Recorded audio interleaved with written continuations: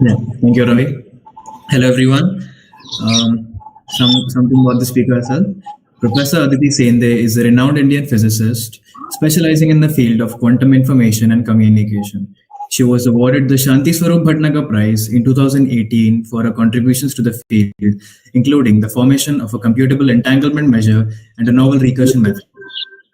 Professor Sende completed her master's degree at the University of Calcutta and received her doctorate from the University of Gdansk, Poland. After completing her PhD, she worked as a Humboldt Research Fellow at the University of Hanover between 2004 and 2005.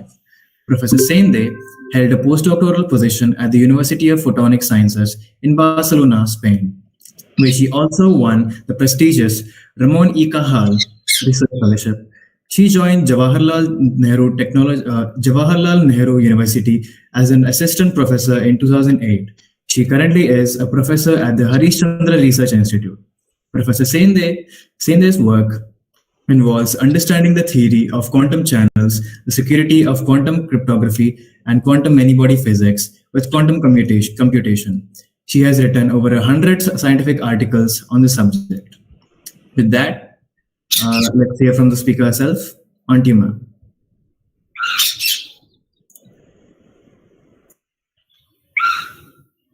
Hello, can you hear me? Yeah, okay. Okay, thank you very much for the invitation. I will speak, as I already mentioned, I work on quantum information and computation.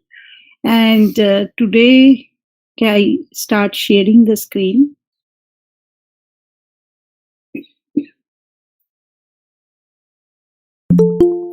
Can you see the screen?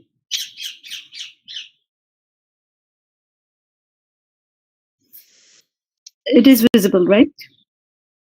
Okay, thank you. Okay, so as already mentioned, I will talk about quantum technologies. So technologies that are built based on quantum mechanics. And actually, I will be talking about recent developments in quantum technologies. So over the years, there are several technologies that are built or that are proposed to be important, which are based on quantum mechanics. So the foremost one is computer, which is based on quantum mechanics, called quantum computer. Then also quantum communication devices, which can transfer classical information with and without security. I will talk about that. What do I mean by with or without security? Then I will also talk about quantum state transfer. I will also give a hint that you can also build small-scale quantum devices like quantum batteries, quantum refrigerators, quantum sensors. And these devices are can be useful. These are overall called, say, quantum batteries, quantum refrigerators are called quantum thermal machines. And by building these devices, actually, we are also able to answer some fundamental questions in quantum mechanics. For example, by building small-scale quantum devices, we can develop the quantum thermodynamics, this subject, so which are not well understood till date. And so these devices has some technological aspect, as well as this by building these devices by using quantum mechanics, we can also address certain questions which are there in quantum mechanics. So I will start with the quantum computer. So first thing that probably I will try to emphasize, why do you want to build quantum computers? So computers that we nowadays use, like desktop, laptop, iPads, all are, I called, classical computer, because these computers are based on the principles of classical mechanics, classical electrodynamics, or classical information theory. So, for example, even if you have a powerful computer like workstations like this, then these run, or these are actually based on classical mechanics, and so these are all classical computer. And we know that these computers are very useful, and they're useful in different fields, from science, medical science, sports, arts, and many industry, health, and everything. So they actually are helpful to, say, for example, from writing documents to send emails to do internet. But at the same time, this computer also can solve certain mathematical problems, or can help to solve certain mathematical problems in a faster way. So classical computer, the basic unit that we learn is bit, that is one of the zeros and one. So typically, if we want to perform certain tasks in our normal desktop computer, so we give some input which are transferred to bits. So it's a kind of strings of zeros and one. Then there are some logical gets has to be performed on bits. Finally, we get the output, which are again the bit strings. So these are the three basic kind of steps or basic things that we require to perform any or to manipulate anything in our normal desktop or computer. So let us first think about some mathematical problem like prime identification problem. So I can give you a number and you have to tell me whether the number is prime or not. Now, for example, if I give you a 10-digit number like that, so then since the last digit is odd, so we have to check systematically whether this number is prime or not. Okay, in this case, this number is not prime actually. So the question that I want to ask is the following. Can we design a program to solve any n-digit number? Okay, here 10, but I suppose I want to give you a number which is 100 digit, and I want to know whether the number is prime or not. So can we write down a program efficiently? Now, this problem looks so simple, but it was not,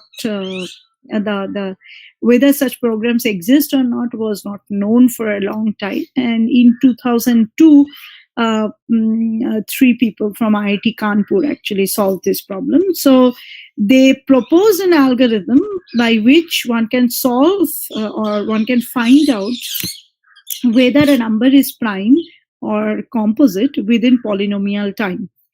So this is important because this polynomial time means if I have a n-digit number, then I can solve it with order of n to the power alpha, so that much of time. That means we call it in a reasonable time, I can solve this problem. This is good news. So these are the 3 people. But there are another problem that we can talk about is a prime factorization problem. Here the problem is the following, that I give you an integer and one has to find out the prime factors of it. And in case of small numbers, a 2-digit number, and we can easily find out, and that we learn in our school. Even if we have a, say, 8-digit number like that, then also with a bit effort, you can find out the factors of 8. And so we can understand that given a number, we can also write down a program and can find out its prime factor. But how this program scales when I increase the number of digits? So for example, here I was talking about an 8-digit number. So suppose I want to talk about a 120-digit number, and I want to write down a program which can efficiently solve this. And again, efficiency or the reasonable time means it's with polynomial time. So if I have a 120-digit number, then actually if there are 1600 workstations, so powerful computers are working, then it typically takes 8 months. And if I make it 250, then it will be almost a year of the universe.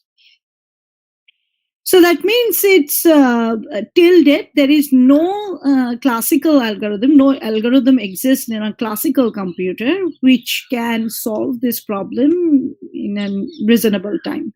And one can find out the existing algorithm actually takes almost these many steps. So it's scales like an exponential or sub-exponential of n when I increase the number of digits. So there is no efficient classical algorithm till date. However, it was shown in 1994 that if one uses quantum mechanics and based on quantum mechanical principles, one can write down a program, one can write down a circuit which can solve this problem efficiently. And this is known as Schrodes algorithm. And as I showed that classically, it takes this many number of steps. On the other hand, if we use quantum mechanics, then this can be solved in that many. This is the number of steps. And this was solved by Peter Shor. So it actually gives a kind of exponential speed up. It establishes an exponential speed up by using quantum mechanics.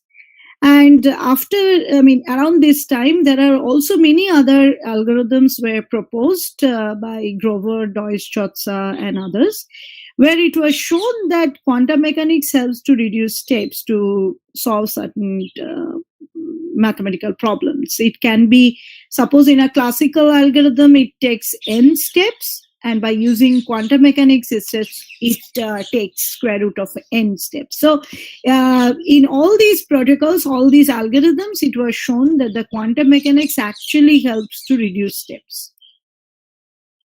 So like classical computer, then that these results actually tells us that one has to, if we are able to build a quantum computer, that will be helpful, or that can help us to solve certain problem and much faster way, or in this way we can establish quantum supremacy.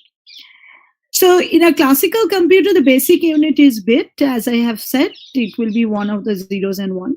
On the other hand, if we want to build a quantum computer, then the basic unit will be qubit, which is quantum bit. So what is quantum bit? It is actually a arbitrary two-dimensional quantum state, which mathematically looks like that. So here, alpha up plus beta down, this I have used spin degrees of freedom. You can use any other degrees of freedom in quantum mechanics. And these alpha betas are complex number. And you can actually represent this by a block sphere. So these states, if you vary alpha beta, you can think that the surface of the block sphere, each point of the surface of the block sphere represent a qubit.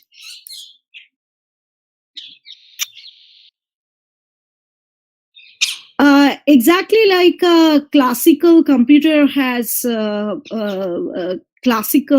gates, universal gates like AND or NOT or NAND gate.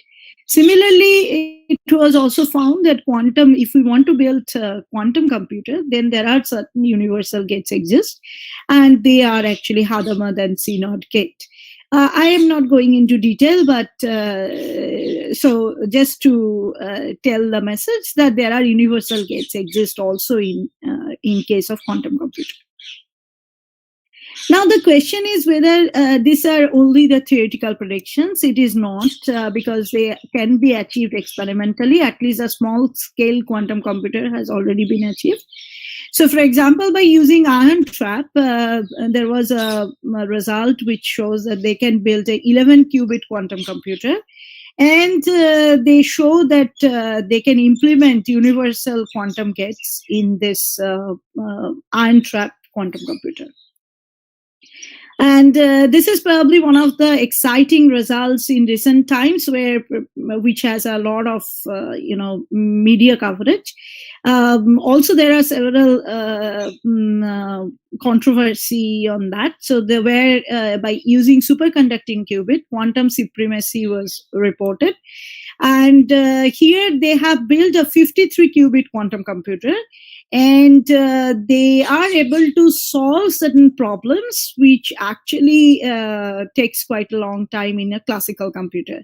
Now, in our original paper, they claim to take a kind of, quite a large time in classical computer. Later on, it was shown by other groups that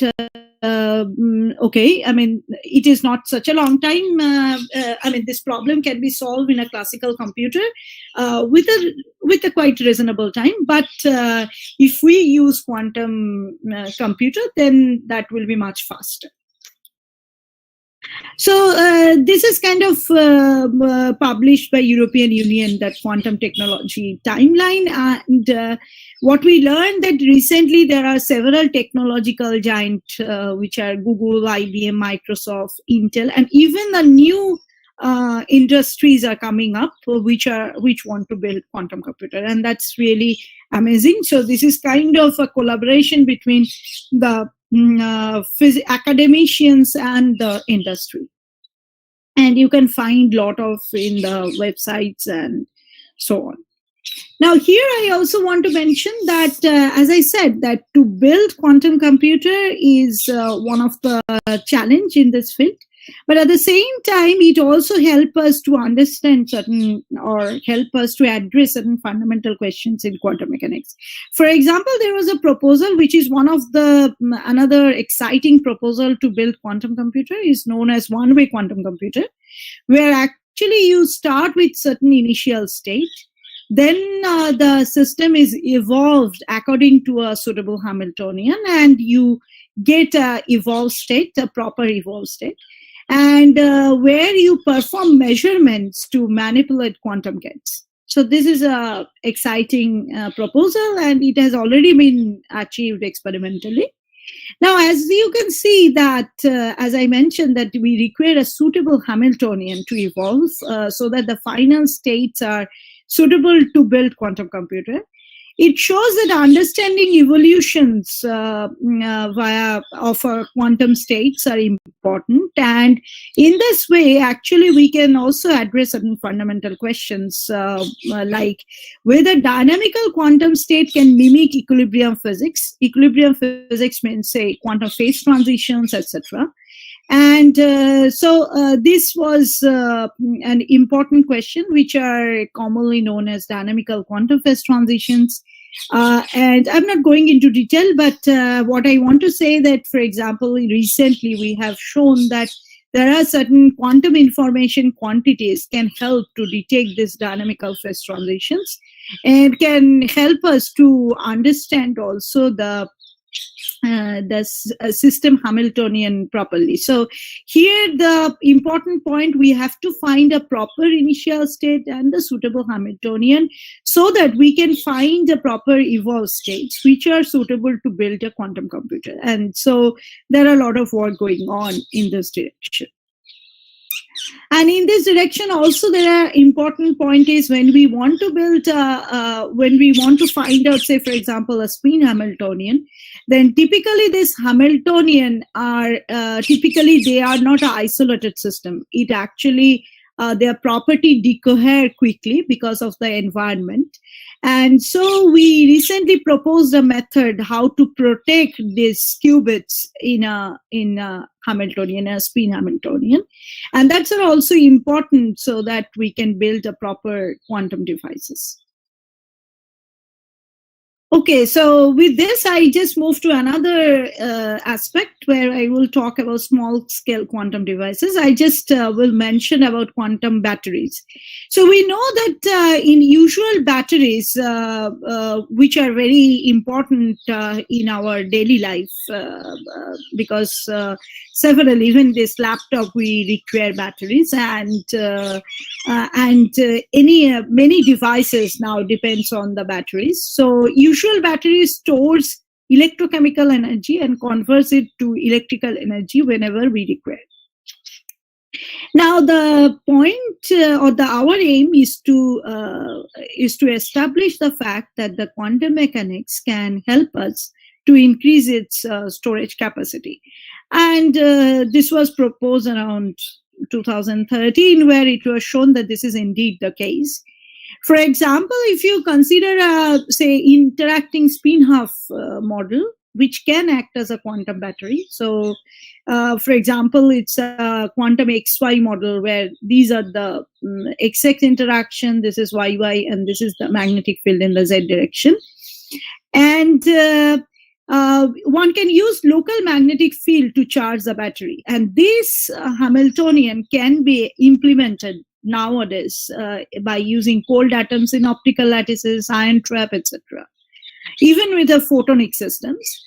And so these small-scale devices can be prepared in laboratory.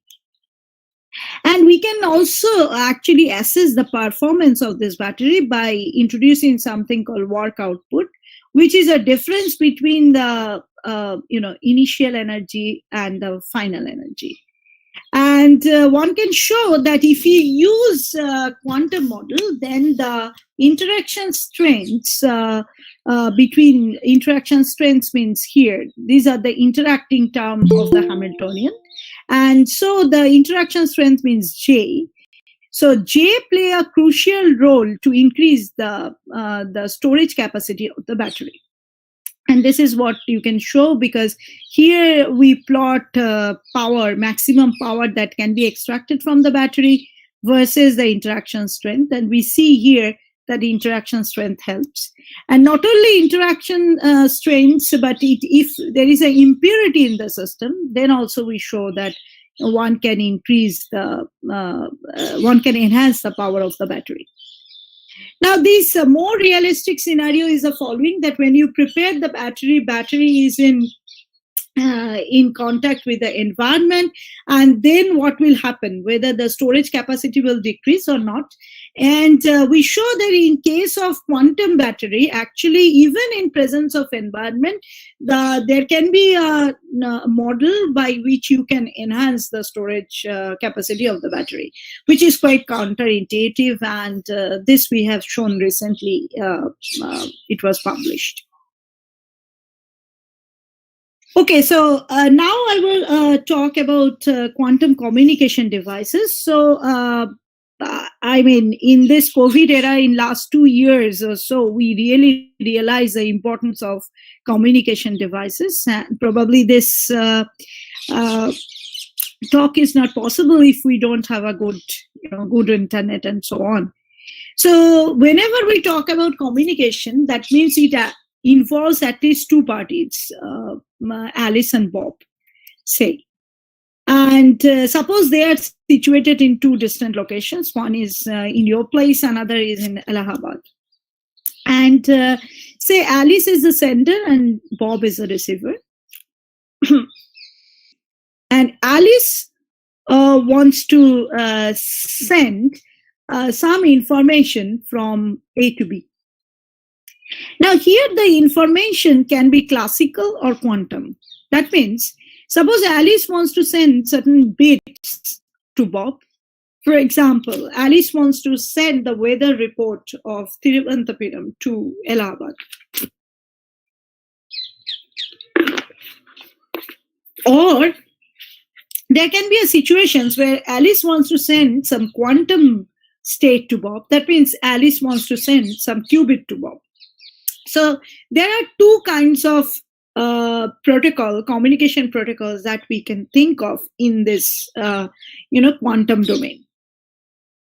Now, it can be shown that if in both the scenarios, if we actually use quantum mechanics, then that provides a better efficiency than their classical counterpart. So when we want to send, say, classical informations like a weather report to Bob, then that kind of protocol is called quantum dense coding. When Alice wants to send some qubit to Bob, then also quantum mechanics help, and this is known as quantum teleportation. So one can show that suppose the Alice's aim to send an arbitrary qubit to Bob. Then, as I have already mentioned, that the arbitrary qubit means a point in the sphere, any point in the sphere. And so in the surface of the sphere has infinite number of points. And so if we use classical device, that means if we just use phone call, then we require infinite amount of classical communication to send an arbitrary qubit to Bob.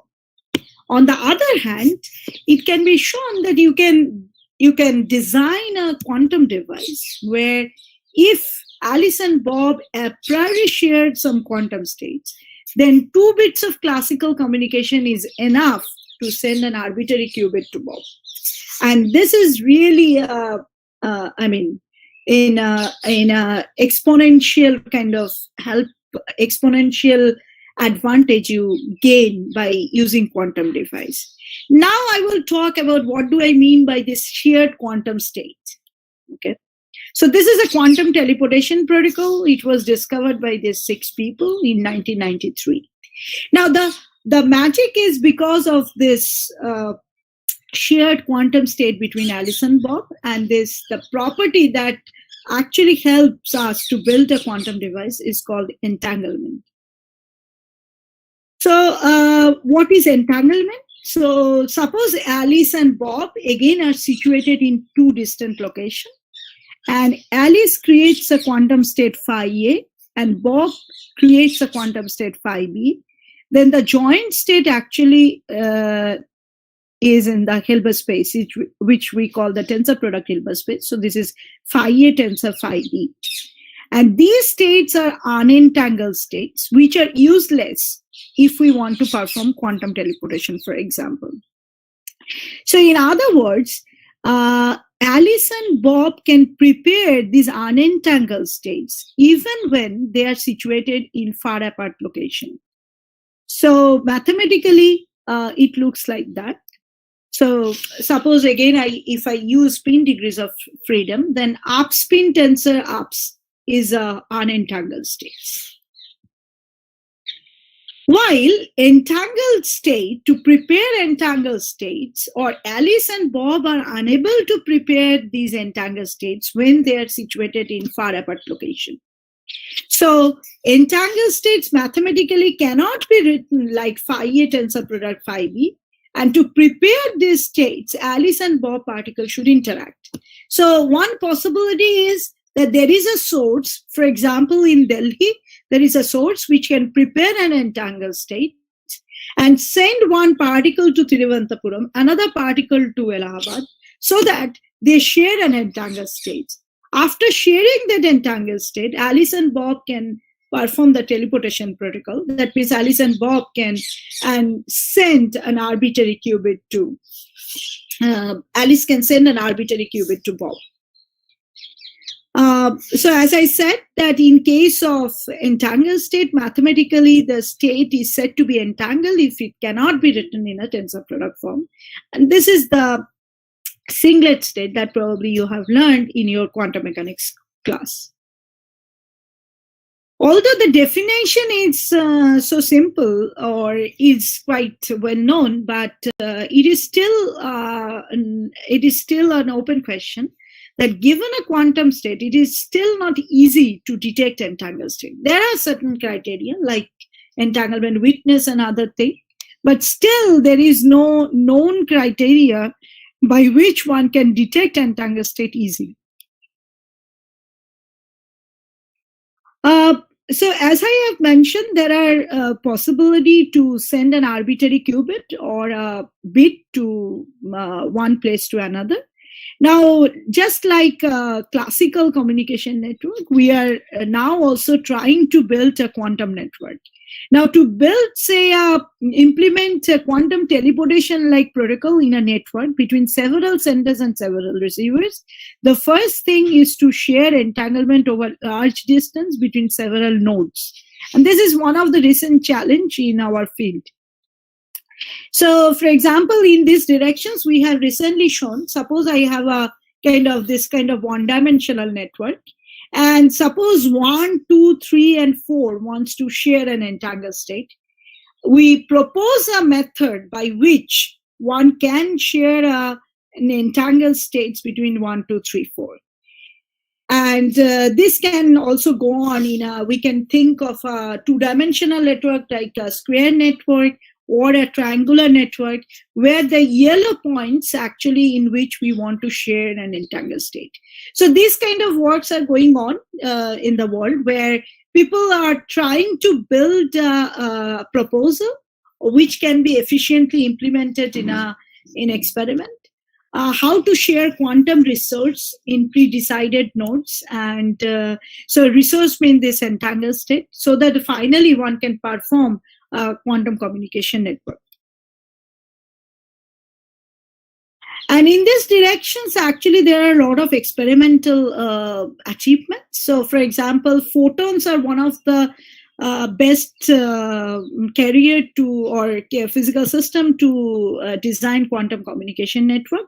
In case of photon, there are several degrees of freedom one can use to implement quantum communication network. Typically, the polarization degrees of freedom are used to to design these protocols. And one of the recent experimental achievement is that they actually can create an entangled states over 1200 kilometers, and this was done by using with the help of the satellite. And this was an experiment in China, where this is one of the breakthrough experiment, because before this experiment, there are experiments where entanglement can be created between 100 kilometers or so. So they actually almost 10 times higher distance they can where they can establish entangled states. So it actually shows that now we can have an entanglement, for example, between Kolkata, Guwahati, Mumbai, Chennai, and so on. So this already becomes a reality. Also, there are ion trap, where one can create a very highly entangled states. And for example, recently they have shown that by calcium ion, they can create an entangled states between 20 qubits, which is quite a large number of qubits can be entangled, which can be helpful to build, say, network. There are also superconducting qubits, by which also they can build kind of highly entangled states of 20 superconducting qubits they use to build highly entangled states. So these are the physical systems in which entangled states can be built. That means they are useful for implementing quantum communication. There are other potential physical systems like ultra-cold atoms in optical lattices, nuclear magnetic resonances, semiconductor devices, etc. Now, rest of my talk, I will talk about quantum cryptography. That means I will talk about classical information transfer with security. So we want to build secure communication by using quantum mechanics. So in other words, we want to transfer classical information securely. So again, there is two parties, Alice and Bob, sender and receiver. But in between, there is an eavesdropper. So suppose Alice wants to send some information to Bob, and there is a third party who tries to gather as much information as possible that Alice is sending to Bob. And we know that these are extremely useful thing, because, for example, when we are doing internet banking, we only want to submit our passwords to the bank so that the actions like the money transfer is possible between, that informations will be between myself and the bank. We don't want that the third party can gather this informations, for example, the password. And this is same is true when we do online shopping or any other this online business where we require login and password. Similarly, it is also useful, important aspects in national security, because there are several informations which can only be transferred to a particular people, and we don't want to share it to others. And so the secure communication has several applications from our daily life, in our daily life to the national security. And this was true from ancient time till, it was also in World War II. So several, you probably have heard several protocols which were used in World War II. So classical cryptography is a very well-established subject, but the security of the classical cryptography is based on the belief that some mathematical problems cannot be solved in a classical computer in a reasonable time. That means in polynomial time. For example, as I mentioned in the initial part of my talk, that given an integer, if we want to find prime factors of that, we still, the classical computer requires exponential number of steps. So all the security, all the cryptographic systems that we are nowadays using, the security are based on the belief that these problems cannot be solved in a classical computer.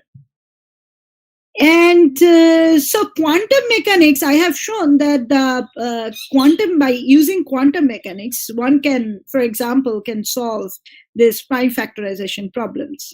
And that means that by the discovery of Schrodes algorithm, actually, one can say that the quantum mechanics makes all current crypto systems insecure, because these mathematical problems on which all the classical crypto system securities are based on can be solved in a polynomial time using quantum mechanics. So what is the remedy? Because all these systems that we are using will be insecure. And so the good remedy that people were discovered is the following, that they built a quantum cryptography system where the security of the cryptography system is based on the validity of quantum mechanics. And importantly, that quantum crypto system now is secure even when we build quantum computer. So even with the discovery of Schrodes algorithm, we know that this system, our quantum crypto system, will be secure, because quantum crypto system security is based on quantum mechanics. And this was the discovery in 1984, first by Bernard Brassard and later on by Arthur Eckert in 1991. So in a quantum cryptography, to generate a quantum key, sender sends a sequence of randomly generated quantum states to a receiver. And importantly, by using the laws of quantum mechanics, we can show that if eavesdropper intercepts any parts of the key, then eavesdropper has to disturb the system, and hence sender and receiver can detect it. So this is very good news, because the presence of the eavesdropper can be detected, and this is probably the initial results by Wouters and Zurek, which actually establishes this fact. This is known as a no-copying theorem. And this is actually Bennett, Brassard, and Eckert, who are kind of major role to build quantum key distribution. Again, it is not only theory, because this quantum cryptography is another area which are quite well developed. For example, long back already in 2001, there was experimental demonstrations where they demonstrate quantum crypto system between 2 points of the Geneva lake, Lausanne and Geneva. And this was established. And later on, even in a real scenario like Football World Cup at South Africa, there is a Geneva elections where they have shown that really this quantum crypto systems are secure. So they actually probe many eavesdropping protocols, and they show that it is not possible to break. But there are several open questions still remains in this area. For example, recently we proved complementary relations, which provides a bound on the secret key rate on a quantum key distribution protocol. There is something called monogamy of entanglement, which also plays a crucial role on the security of quantum cryptography. So there are several open questions still remain. So recently we have also have proven something called no masking theorem, where it was, so in case of masking, quantum information is hidden from subsystem and spread over quantum correlation. This is called masking of quantum information. And we have shown that this is not possible for arbitrary quantum states. And importantly, one can show that if due to this no masking theorem, actually quantum cryptography in between several senders and receivers can have some security. So there are a lot of analysis going on in this direction, because it's not yet well developed area.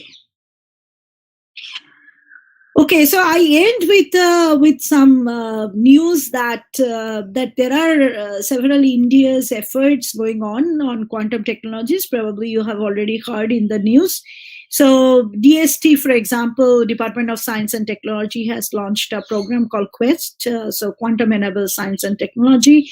And there are 4 nodes with quantum communications with quantum optics, quantum technology with superconducting qubit, quantum technologies with cold atoms, and quantum technology with INEVAR and InfiCenter. So there are several groups, around almost 53 groups are working under each of the node. And I think IISER-TVM, there is also another node there. And also you have heard about the announcement in budget of 2020, where it was announced that there will be 8,000 crore over the next 5 years for the national mission on quantum technology and its applications. Things are getting slow because of the COVID, but we hope that there will be certain advancement also in India. So with this, I end my talk by saying that I try to convince that some new era are approaching or already approached. We know already, because the quantum mechanics can revolutionize computation and communication capability with and without security. And as I have said, that quantum cryptographic systems are already a reality. Quantum internet, probably people are trying hard to get. That means quantum communication network they're trying to build. So it is yet to come, although the quantum communications between one or two parties or more, around 3-4 are already in reality. But to build a network or to build really quantum internet, we have to build a quantum communication network between several parties and between several senders and receivers, which is still a lot to go. And also there is as I have already said, that there is a small scale quantum computer available in now. For example, 100 qubit quantum computers are available, but more than 100 qubits actually is still yet to come. And really to show that quantum computer is better than the classical one, for example, by using Schrodes algorithm and so, with error corrections, we really want to build around 1,000 qubits. And so this is far to go. And so there are a lot of work going on. As I said, not only the academicians, not only the academic institutes, there are groups, but there are also several industries where the scientists are working on. With this, I end. This is my current group. So some of the results that I have presented are done by these people. Without them, I cannot work. And so they are all my PhD students. Orgho is a postdoc. Also, there are active collaborators from IIT Palakkad, Shilalito in abroad. And this is the entire QIC group at HRI. So if you are interested, you can also write to us. So there are around 30-35 people, where there are 21 PhD students, 5 postdocs, and 4 faculty members. And if you're interested, you can always interact. So thank you very much for your attention.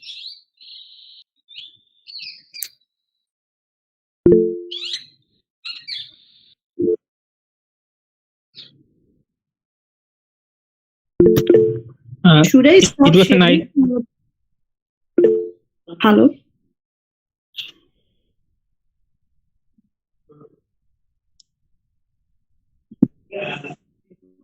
It was a nice talk, ma'am. Thanks a lot. I'd like to ask a question that I have pondered upon. Quantum entanglement has been known to be at odds with Einstein's cosmic speed limit, which states general relativity, which states that 2 points in space-time cannot communicate faster than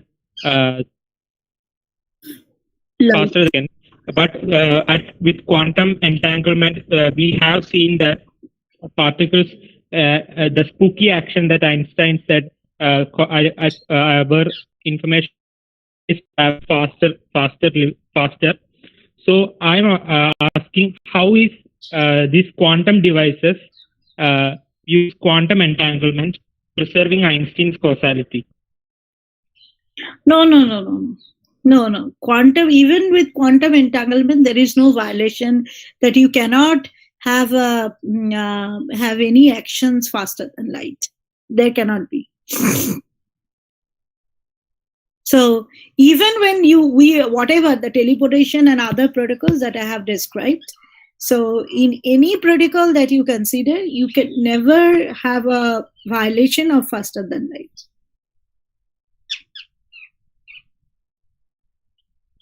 Ma'am, so but quantum entanglement actually allows particles to interact instantaneously, right?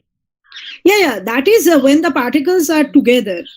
So as I said, I emphasize that when the source will be together, then you create an entanglement and you share entanglement between two parties. But there is no faster than light communication.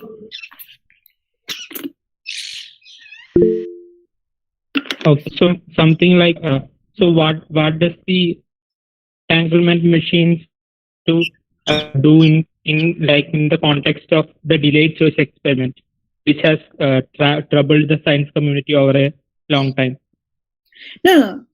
The point is, whatever device you make, okay, by using entanglement, to create entanglement, two particles should interact. That's true. Okay. Whether you are talking about an ion trap, whether we are talking about a photon, everywhere the two particles should interact. So in case of photon, for example, you have a nonlinear crystal where you put laser and the photons are coming out. In this way, they create an entangled states. For example, in ion trap, you have a harmonic trap where there are particles are trapped and then they have been interacted through laser, etc. So there always the particles interact in one place where you create entangled state. But whatever experiment, whatever device you design, you can never have faster than light action.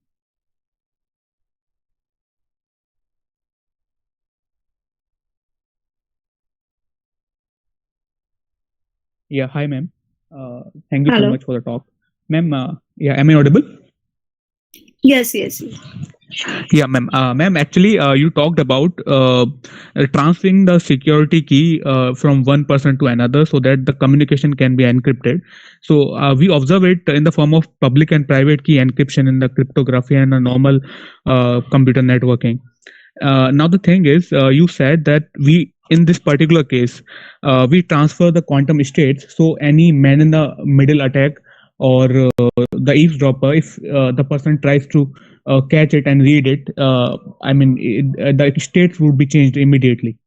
Now the thing is, then how do exactly we transfer these states? Because in the normal way, we either transfer the public and private key encryptions using wirelessly, or using wires, using electronic medium, or using just electromagnetic waves in a normal form, because they are nothing but the data and the bits.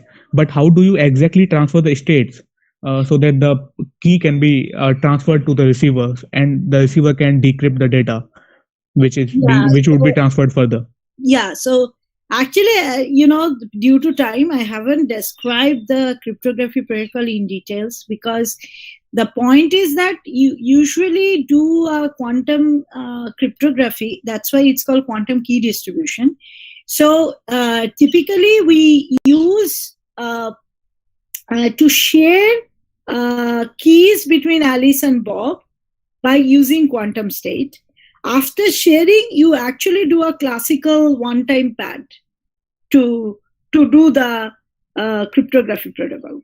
Okay, so quantum states are just used to share the random bit string between Alice and Bob. To generate that securely, even when Alice and Bob are situated in far apart location, then that is where we use quantum mechanics. After that, you use just a classical protocol. Okay. So, and now about the transfer. So by using photons, or either you do by optical fiber or by the free space transformation. Okay, so that is a classical transfer. I mean, quantum state transfer is not really a classical transfer, but quantum state you have to transfer by somehow. The further transfer would be classical, but you just do one-time transfer using the states that you maybe just take it somehow to one lab to another? Yeah, it's not one time. You have to do many times so that you can actually share a random bit strings, right? So is there a way to for a long transfer of such state? I'm not sure. How do we transfer such states which are superpositions?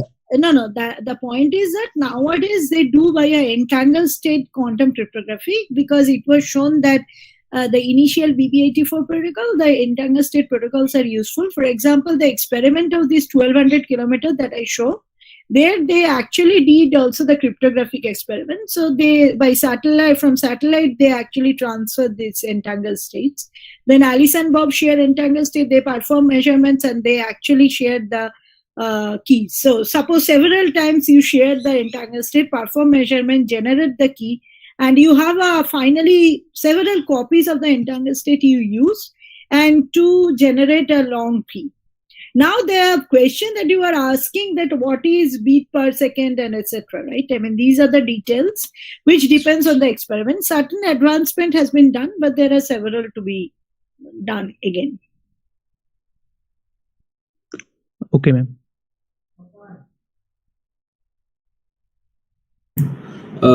Thank you, ma'am, for the nice talk. I have a question regarding the quantum battery that you had mentioned. So could you elaborate on how it works? And also you had mentioned something about us being able to kind of make one maybe quantum device.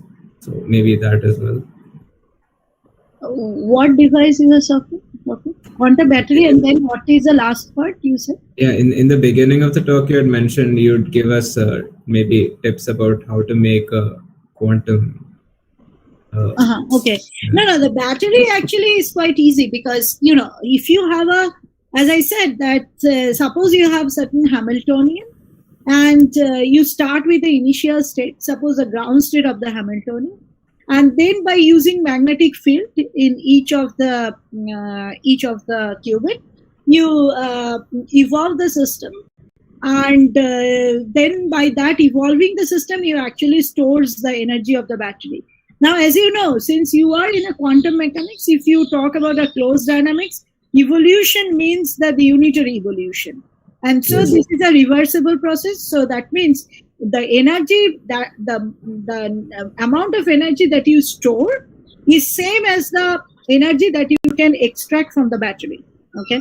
This is immediately solved because of the quantum mechanical principles. Now, things getting much more complicated, which I show later on, which I haven't discussed at all.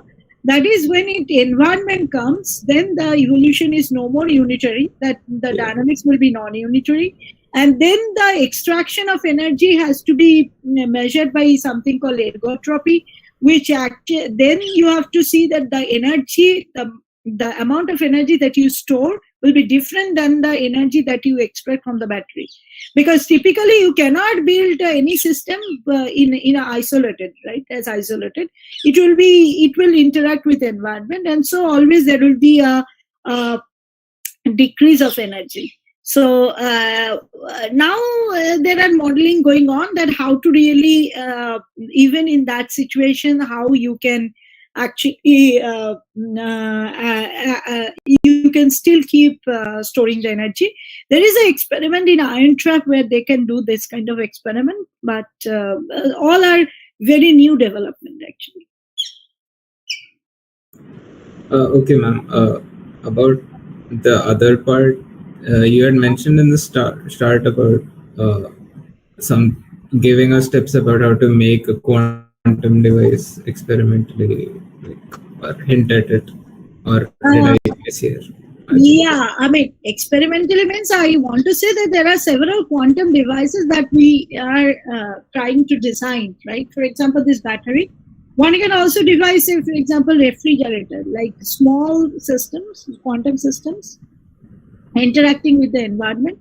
And then you can make that one of the qubit system temperature is going down. That means that is what we want, right, in refrigerator. Suppose I have an initial temperature T. After certain operations, you actually decrease the temperature of the of one of the qubit. Okay. And similarly, you also can try to see quantum metrological devices where you want to guess about certain value of the parameter of the system. Okay, so this kind of design you can always make. There are several works going on in different directions. Okay.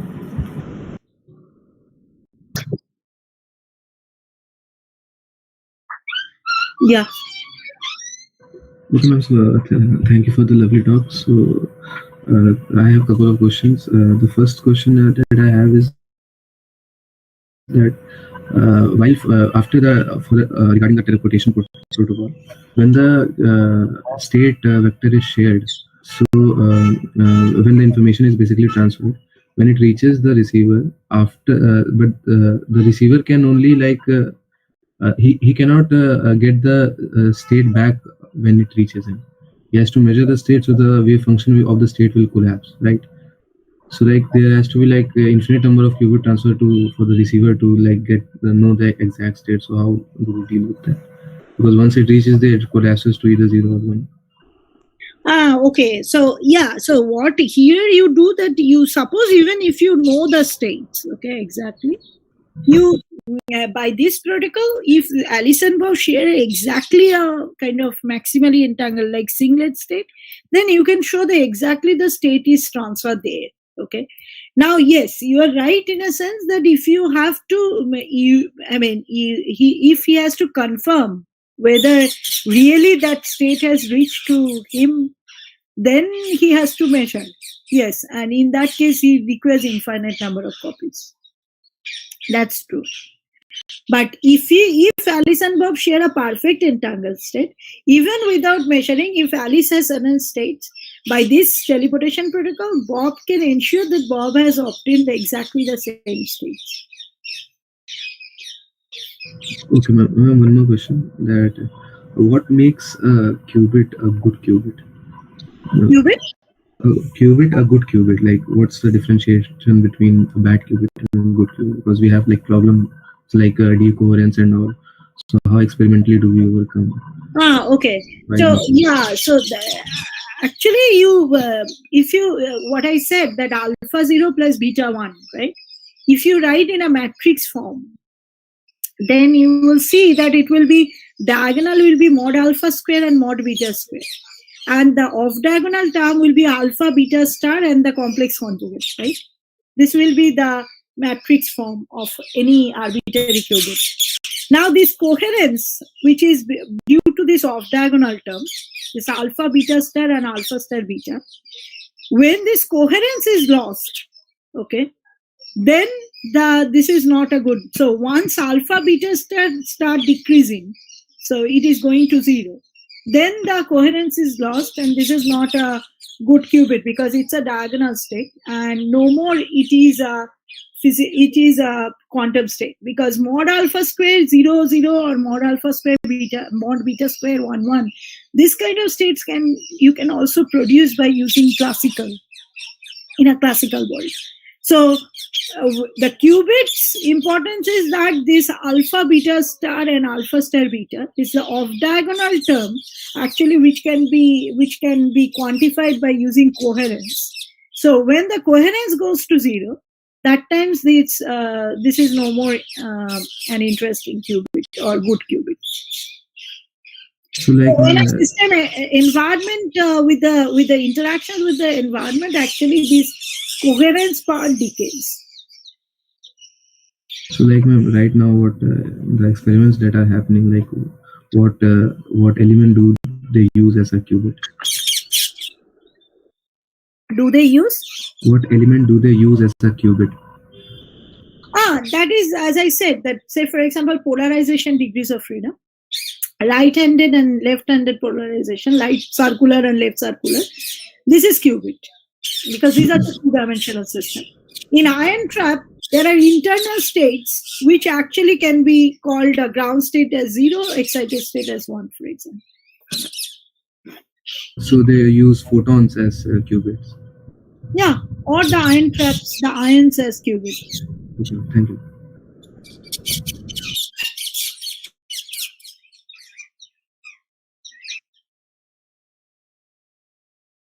Ma'am, I had a doubt regarding the no masking. Ma'am, if there is something called like this no masking, then if the sender and the receiver are, if they are sharing a quantum state, then the person who is trying to steal this information is also exposed to that quantum state, right? If it is not masked. Who wants to steal? Oh yeah. Yeah, actually, the thing that you were saying that in case of, yeah, I mean, the point that we want to make, suppose, in general, we are talking about that no masking is possible. No masking is not possible for arbitrary states. For a particular state, it can be possible. Okay, a masking is possible. Ma'am, but when we are communicating, you actually mentioned like only 2 arbitrary qubits are. So that time also it's arbitrary, or do we have any selection of any particular qubit at that time? No. There is no selection. So when you have an arbitrary qubit, then the no masking is, masking is not possible for arbitrary qubit. Okay? Then it can be stealed by someone else, right? Why it can be stealed? Actually, you have no information, right? Unless you either, suppose there are Bob and Charlie, okay? If they look about their own system, there is nothing. I mean, there is no information. It's same like a maximally entangled state, right?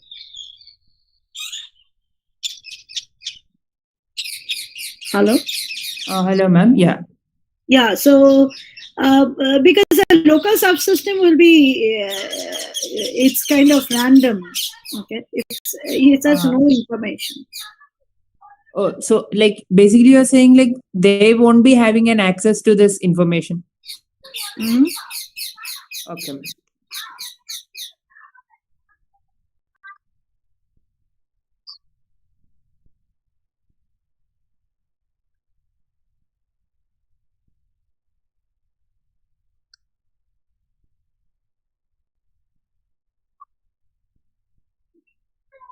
There are actually, currently the progress is towards superconducting qubits, right? Because they are trying to build already some amount of, quite a good number of, superconducting qubit. They made a quantum computer around 73, now probably more than around 100 and so on. Okay. On the iron trap case, of course, there are some certain advantages and disadvantages in this, even in this small scale, because iron trap quantum computer still they are not able to build around more than 20. I am not sure, but recently they have said that quantum simulator they can build quite a large number, like 50 or something. So these are certain advantages and disadvantages. So every physical system has some advantages, disadvantages. So this is true, but it seems that the superconducting qubits are quite ahead of other physical systems.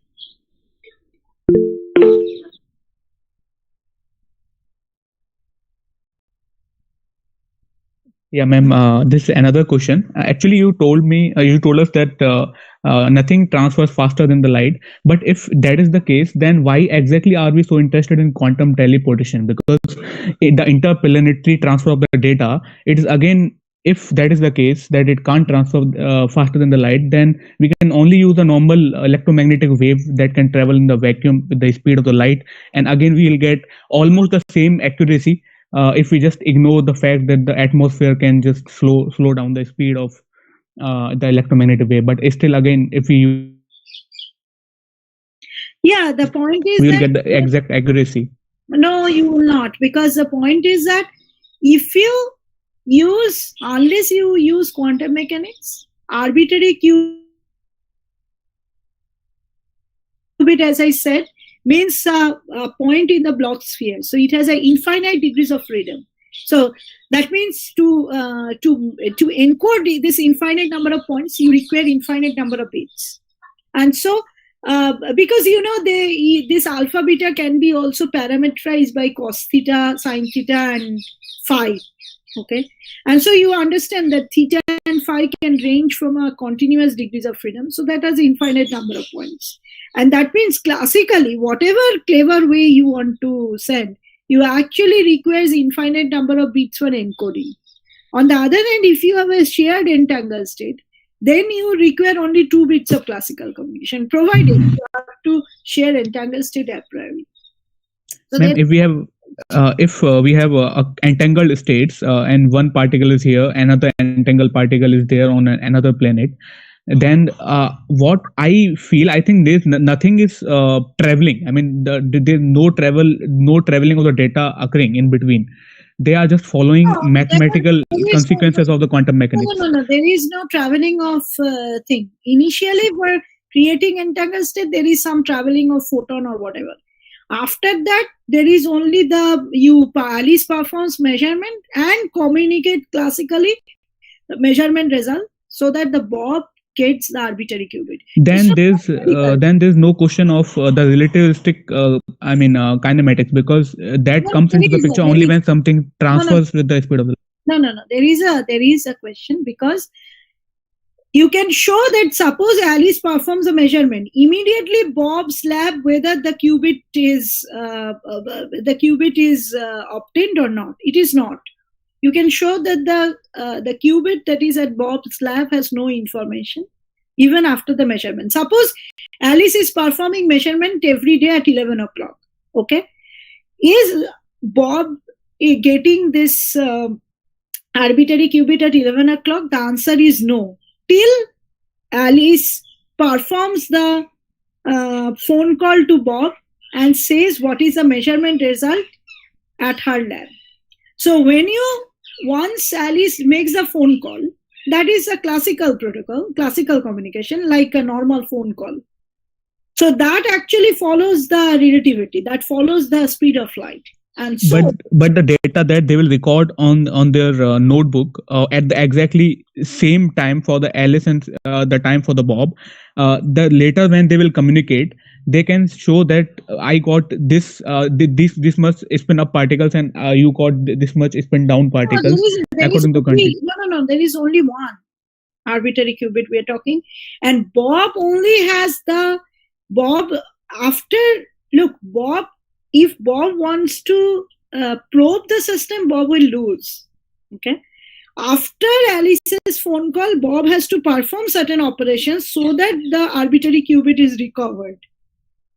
So not always it is recovered. So we can say the data is, transferred, not traveled. The data is being transferred faster than the light, but the acknowledgement that the data has been transferred, this particular information has to come in a classical way, so that we can say, that data transfer faster than light doesn't make sense unless it's information. Because it should be the information that Bob gets, whether it is faster than light. But if we just replace the same system with classical systems, I think we still get an advantage with the quantum systems, because in the classical systems, if we just transfer the data. No, never. You don't get. Because it will first of all to encode any because here the transfer is not the classical data we are transferring. We are actually, you are right, classical data transferring, if you want to translate, then infinite amount of classical data transferring you are talking about. Then ma'am, what's the advantage of entanglement in that case? Because the superposition is a normal phenomenon. No. To send an arbitrary qubit from Alice to Bob, you have to make an infinite number of phone calls. That's the point. On the other hand, you have to just send 2 bits in case of when there is an entangled shared state. Coherent state or entangled state? Entangled state. What do you mean coherent state now? The superposition of multiple states. We can send such a state, and then multiple states. I have already defined what is entangled state. Of course, that is also superposition state. Okay. Yeah, thank you, ma'am.